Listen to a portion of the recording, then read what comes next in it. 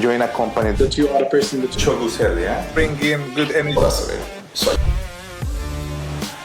Welcome to Crypto OGs. Hi, welcome to Crypto OGs, and we are today in the Micro Studios with my good friend Danosch. That's the right pronunciation, yeah? Danosch, yeah, perfect. Excellent. Danosch, and I'm learning every day something new. So I'm very excited to have him on board because Danosch has one of the biggest, not only DAOs in the Middle East, if not worldwide. And I'm getting so excited about it because I want to learn more about DAOs. But before starting to talk about Web3, crypto, DAOs, NFTs, the first question is, who are you? So Me. people, yeah. Yeah, so my name is Danosch. I'm the co-founder of Arts DAO. Mm-hmm. I actually originally grew up in Sweden, Okay. Persian parents. But I grew up in Sweden. I spent some time in London where I studied. Came back to Sweden. I was working for a company called Procter & Gamble. Okay. And I started my career there. And from there on, I moved to Belgium. Spent some time in Belgium. Okay. And then I moved to Chicago over in the US. Yes, I've been around, and from Chicago I came to Dubai, and this was in 2016. Okay. And it was about the same time that I got into crypto. Okay. And I wanted to get into crypto much earlier than that in 2013, but something held me back. I'm not gonna out the person, but in the end I decided to dip my toes and got into crypto because I really believe that crypto will revolutionize the financial industries. From there on, I was working here. I had my own company, and in 2021, I met the other co-founder, Anas, early 2021. And about the same time, it's like 2 years ago, I met him at a tequila tasting. Oh, very good. Yeah. That's how you make friends, right? Yeah. And we met, we hit it off, and we were like, let's start a podcast together. Oh, wow. So the reason why we wanted to start a podcast was because back then there was like this massive bull market. Everyone was talking about crypto. I could hear like just regular people talk about on the streets about crypto, about Dogecoin in the elevator. That was when it was pumping. Man. And I told Anas, look, we're having really interesting discussions about crypto. Why don't we start a podcast together? Okay. So that all our friends, they don't come to us with questions. Rather, they can just go to our podcast.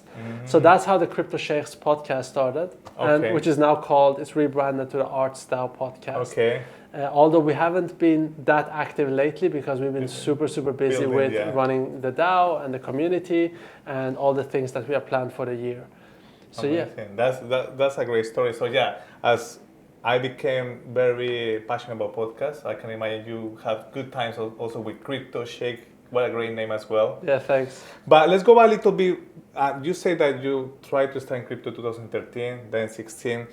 What took you to take the decision saying, okay, I'm going to start to do crypto? Were you doing a 9 to 5 or you have different company and you say I went all into crypto? No, so 2013, I believe I was still working for Procter & Gamble. Yeah. But back in 2019 when the financial crisis happened, I was studying in London. I was studying business. Okay. And I graduated in 2009 when it happened. So for me to find a job during the financial crisis was practically impossible. Crazy. So what I had to do instead was, find a job or go and study. So I decided to do a master's degree, at least ride out the financial crisis and see what happens, which was in the end, it was a good decision.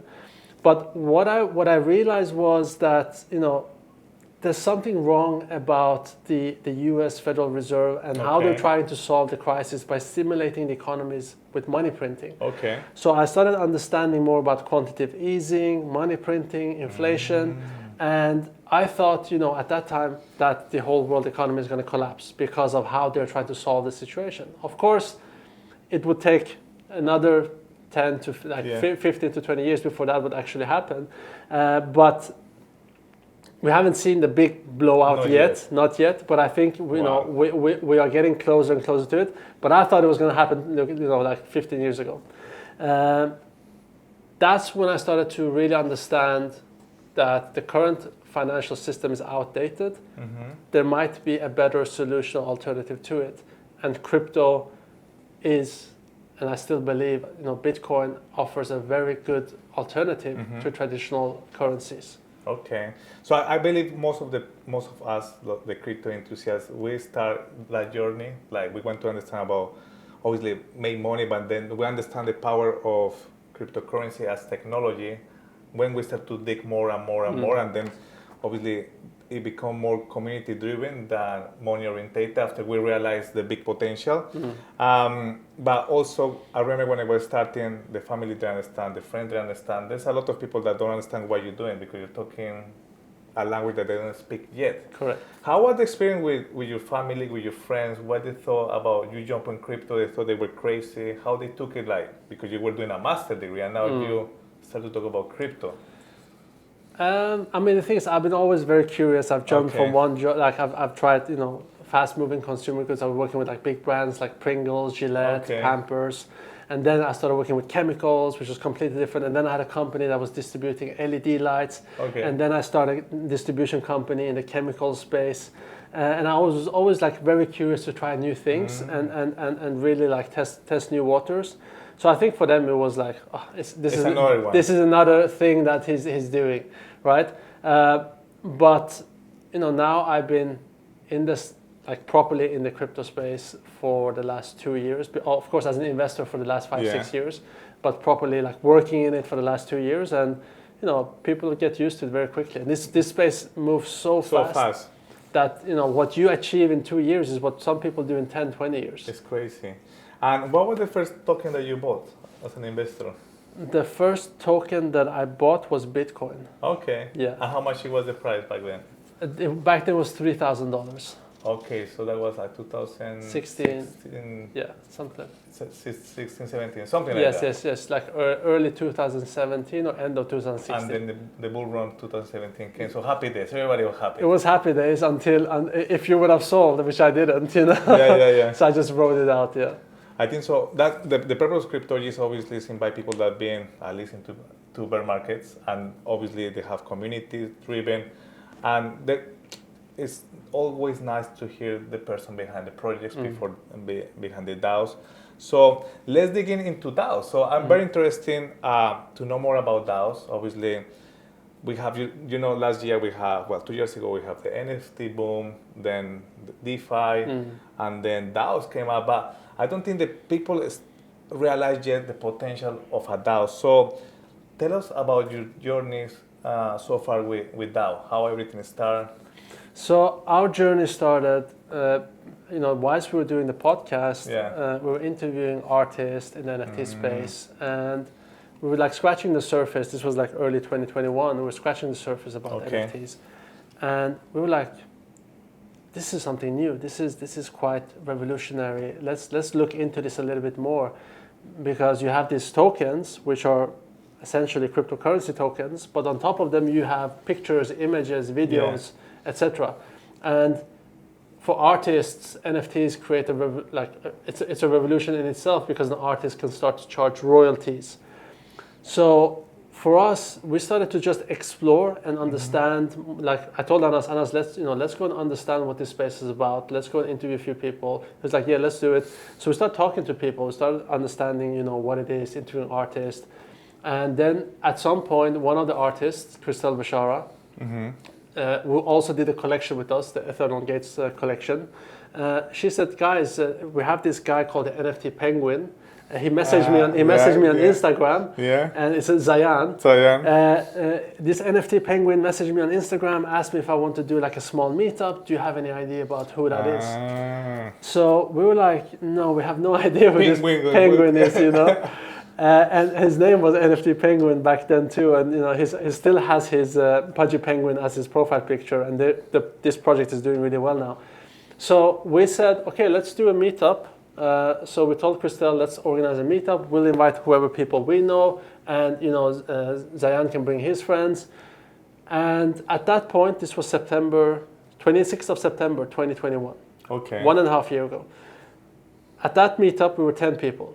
Yeah. And we thought, wow, we met every single NFT person in Dubai, 10 people. We're like, this is amazing. And some people were like Bored Ape holders, some were punks, etc. We're like, we met the whole like NFT community in Dubai. This is so cool.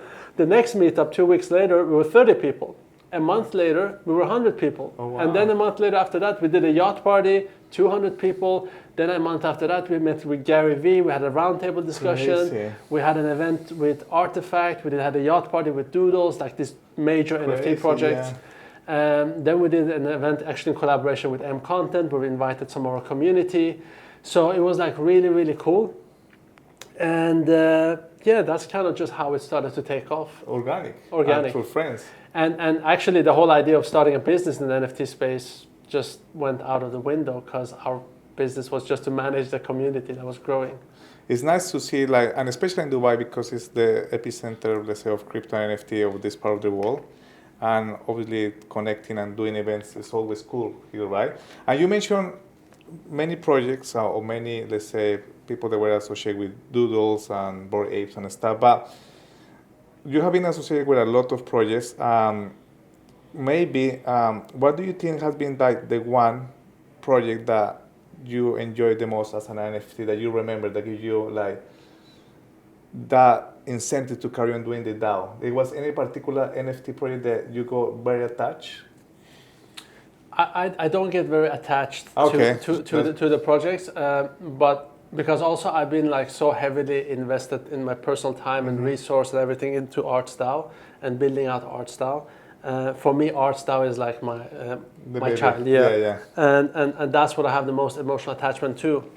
And our project Eternal Gates. There is loads of good projects out there, like Artifact. When they launched, Artifact was actually a really cool project, because initially what they did was they created these digital sneakers, and these sneakers, people were like bidding them up, and at one point they were 2.5 ETH, and this was like a long time ago, and then the prices like started to skyrocket.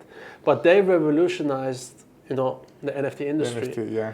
And then they started to create this forging where you could take these NFTs and create these physical pieces out of these NFTs. And then when they launched their CloneX series in I think it was December 2021, we bought into it straight away. And that was like a really, really cool project, and they had a great community. Of course, Bored Ape Yacht Club is another like really great success case of strong communities, not just online but also offline. So yeah, there's loads of them. So and obviously back there, the NFT, let's see, revolution start, right? It was a good wave. Yes. But obviously the project that have the most solid community are the one that is still sticking around, and they're still there for the community. But looking at the NFT field now, it's totally different than 1 year and a half ago, right? So if you could list one of the best thing and one of the worst thing about NFTs, what would be? One of the best things about NFTs, I would say, NFTs revolutionize. So NFTs revolutionize. Initially, it revolutionized how art is being sold, right? Because what it did was, because with decentralization hit the finance industry first. Yeah. And finance got this how do you say? Revolution? Disrupted with DeFi. Now you have other industries being disrupted with the blockchain technologies. And what NFTs does is initially disrupted the art industry. Okay. But NFTs will continue to disrupt. It will disrupt not just art, personal identities, personal assets, cars, watches, collectibles, entertainment, restaurants. So there's the beauty about NFTs is that it helps to decentralize traditional centralized industries, where you had to depend on a central institution to either buy it or publish it or sell it. Now you can do it directly yourself. Okay. Amber, of course, after nearly 1 year that we saw the big floor prices for Bored Apes and all of these NFT projects. For me, it was I was very passive for 1 year. I've been in crypto for 6 years, nearly 7 years, and I was very passive for 1 year because it was about trading. I didn't understand. Basically, it was not what I thought it was going to be, and then NFT came, and then now this is a community. So it was actually NFT that brought me back actively into crypto, which is great. That's why I'm here now talking to you. But there's still something missing about NFT, yeah? What do you think is missing that hasn't prevented for this massive adoption yet? So I think one of the biggest issues, to get mass adoption is for people to understand what it is. When you talk about NFTs, there's so much lingo that people don't understand. Yeah. When we talk about Web3, when we talk about NFTs, most people, their heads are spinning when you use these words. Web3, yeah. Like, we use these terminologies that people understand. They don't know what NFT stands for. What is a non-fungible token? Non-fungible means unique. Yeah. And a unique token is basically a token that is on the blockchain that is unique. And it's unique because it's not a ERC20, it's not a typical Ethereum token that you can, if you send me one Ethereum, I send you one, it has the same value, right? But if I send you one NFT and you send me another one, it doesn't have the same kind of value because it's unique. Yeah. Is the uniqueness, and obviously people start to understand more about I think the lingo. Yeah, so I think education, learning about what NFTs really, like what it is, how it can benefit you as a holder. But in order for it to gain mainstream adoption, I think mainstream adoption is going to come but at that time everyone will have NFTs. The moment the moment governments go together and decide that all passports in the world will be in the form of an NFT. That would be amazing. Then you immediately are entering into the space. And I think by the time we get to mainstream adoption, people will not even know that they own an NFT. It's like using using your browser. People just use it because it's normal now, but they don't know it's a HTTP protocol. They use the ITP, port 80, all of that. They don't know anything. They just use it. Exactly. And if you actually look at websites and their code, usually they're secured using SHA-256, which is the same protocol that is being used to encrypt cryptocurrencies, etc. And people don't know this. They just see the interface. They just use it. Okay. This year, beginning of 2023, we had a very challenging 2022 for crypto community, NFT as well. So what are your prediction for NFT this year? So do you think we will see a blue chip project with collectibles as well coming, like a Bored Ape, a new one, or that's not going to happen again? No, definitely it will happen. Yeah? And the reason why I believe it will happen is, one, the Federal Reserve just signed another, I don't know how many $1 trillion in stimulus packages. Of course, this is a massive boost to any type of asset. And a lot of asset classes will increase in value, properties, crypto, NFTs. So it will be a natural result of that. However, I think that, the success of a community is completely dependent on how well the team listens to the community, take that feedback and implement it. And many NFT communities that have been successful have completely failed. And you're surprised and you're shocked. They might have a great product, they might have a great idea, but they completely failed. Why? Because they didn't listen to the community and the needs of the community, and they didn't take the time to actually implement that. They thought that their idea will work and people will love it. But many times we forget to actually verify if our ideas is gonna work with the community. Okay, so community is everything. Number one. It's the number one thing. That's why DAO is so important nowadays. Absolutely, yeah. So you mentioned obviously NFT have been used everywhere. We have entertainment, art, collectibles, gaming, right? But which field do you think is the strongest for NFT right now? Which field? Is it gamify or collectibles, or we will see in logistics? So definitely in logistics, you will like if you talk about business use cases, that's a great business use case. To track products that are being shipped. Right now, the NFT space is very limited, and it's mainly limited to the digital collectibles, the art space. But we will see NFTs enter into gaming and digital in-game assets. I think over the next 1 to 2 years, you will see a lot of companies offering tokenization solutions for real-world physical assets, buildings, properties, commodities, art, like physical art, like Picasso's. You have that to a very small extent already today, but that will increase. Watches, cars, fashion, So we are seeing more and more companies enter into the space. Why? Because one, the technology proves authenticity. Two, companies can keep track of who the owners have been, when a car was serviced, when it was, changed its tires, whatever. And three, the royalty aspect of it. Yeah. But more importantly, there's so many physical assets in the world right now that have a lot of capital tied up to them, and that liquidity isn't released.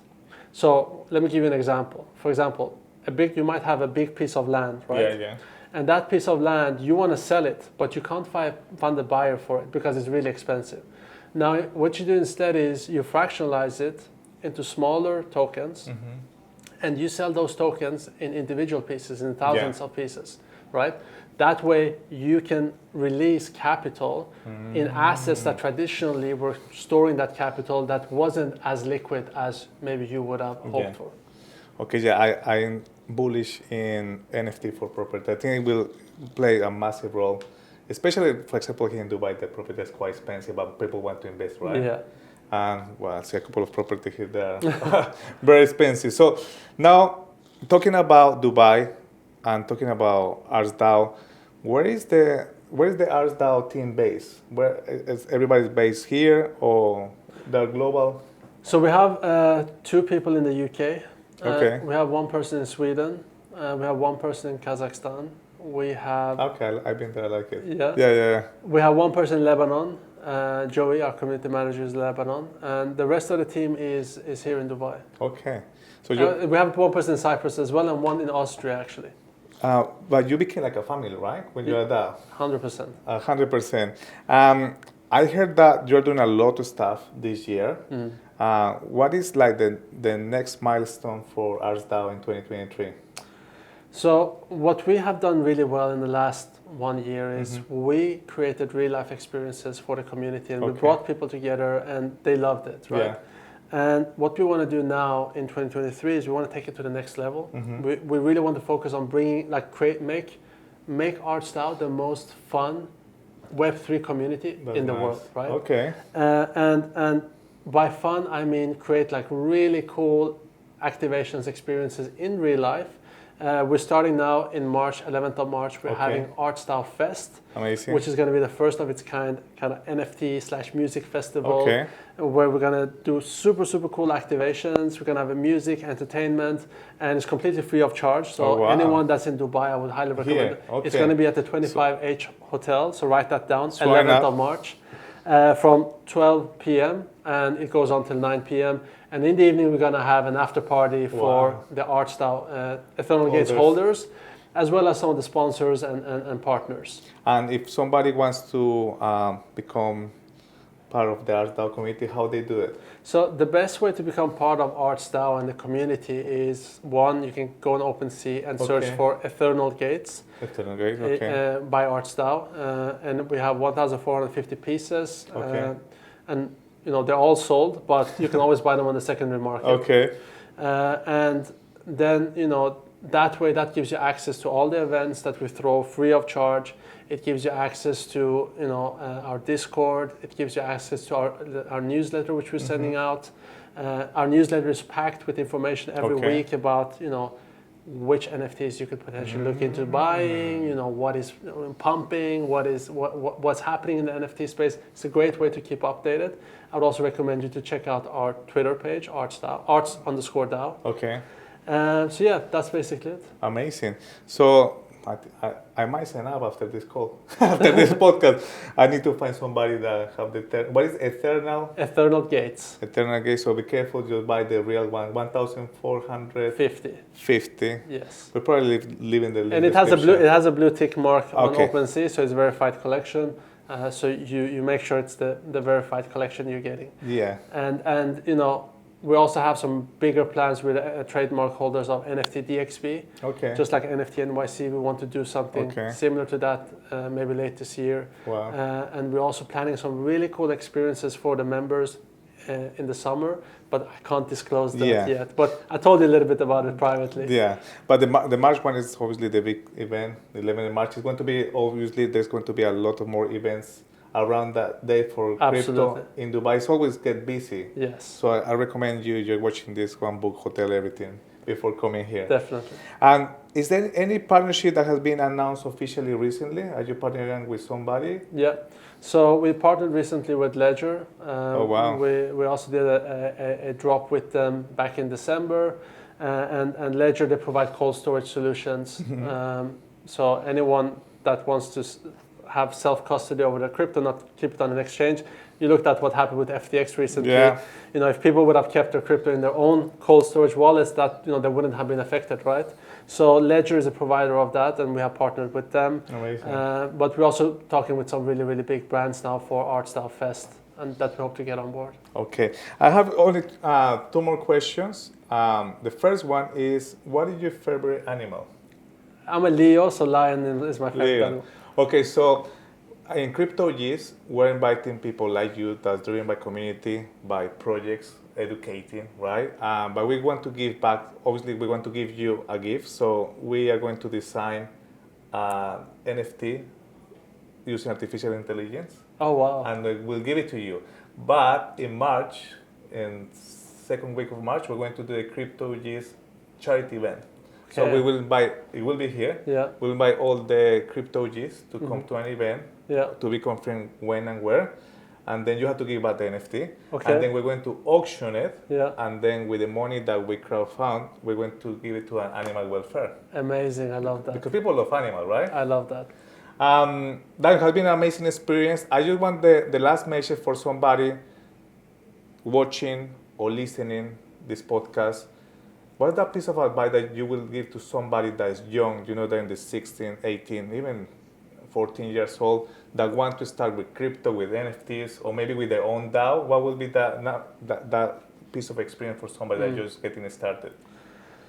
First of all, know what you're doing. So by Okay. that I mean really, you know, don't just jump into something without studying it first. Whether it's an NFT project, whether even NFTs, go on YouTube, check a video. What does NFTs mean? You know, really understand what it is. The second thing is dip your toes, right? And I'm not saying, you know, Okay. go and buy a Bored Ape. Just buy like a very, very cheap NFT, because unless you actually do go through the process yourself, you're not going to fully understand what it means and how what the process is. And once you're self-invested, you're much more interested in learning more about the space. And then, you know, go on Twitter. Twitter is a great source of information. Go and follow us now. Follow Arts_DAO on Twitter. We also have Arts DAO on Instagram. Okay. That's a great source of information where you can, you know, get a lot of valuable input about projects and what they're doing. So those 3 things. So very important, do your own research, start to get practice. Remember, everything we say here is our own opinions, no financial advice. But it has been amazing having you in the show, Danosch. I learned a lot about DAO, and we'll see you in March again. And thank you so much for the Michael and Content Studio for having us here. And it has been a pleasure. And I'll see you in the next episode of Crypto G's. Bye-bye.